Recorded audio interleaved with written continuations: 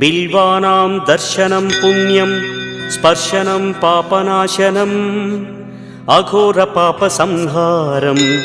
एकबिल्वं शिवार्पणम् सहस्रवेदपाठेषु ब्रह्मस्थापनमुच्यते अनेकव्रतकोटीनाम्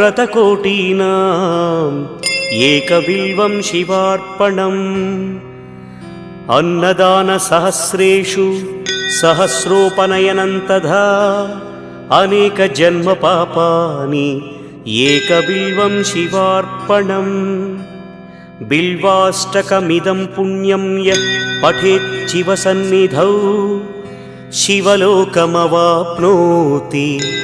एकबिल्वं शिवार्पणम्।